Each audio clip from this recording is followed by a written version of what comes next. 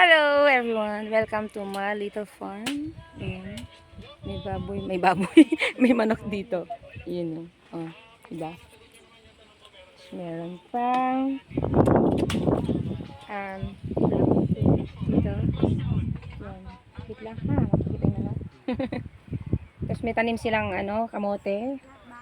Gabi. Ayan. Daming dragon fruit. Kita nyo ba guys? Dami na. Tapos may avocado dito. Yan. Avocado. Tapos sa taas nun, ayun yung pamangkin ko. Ayun. Problema lang talaga dito, madamo. Ayun. May mga tanim dun, mga buko doon, mga nyug, mga antag doon. Saging, avocado, mangga. Sa taas. Maluwang dun, hanggang doon, naluwang pa siya. Yan. Kaya lang guys, madamo na siya kasi ilang taon na siyang hindi ko napalinisan. Yan. Ilang taon talaga as in na hindi napalinisan. Ayan. Tapos yung tubig pala dito guys, nanggagaling sa bundok sa taas. Tignan mo. Sarap maligo. Pero walang tubig. Bakit walang tubig? Hindi na tayo siguro doon. Yan, daming dragon fruit. Pero walang bunga yung dragon fruit.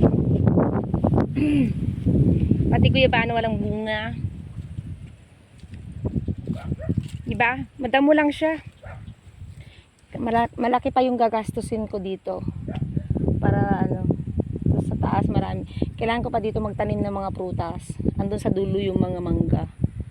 Sa mga guyabano. Kita ba? Hindi naman pala ako kita dito. Kailangan ko pa talaga madamuhan. Daming damo talaga as in. Matagal siyang hindi napadamuhan. Taon na. Siguro mga 3 taon. Pero yung sa laki ba naman. Ang laki na ng yung tubo ng mga damo. Yan.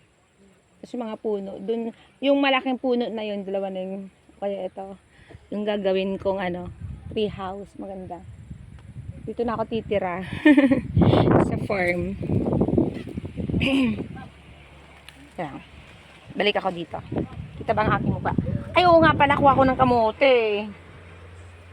Kuha ko ng kamote. Tatanim ako ng kamote. Magtatanim. Uulamin pala yung kamote. Ayun. Kuha tayo ng kamote ba? Iuwi. Gusto niyo kamote? Mag-uwi tayong kamote. Gusto niyo?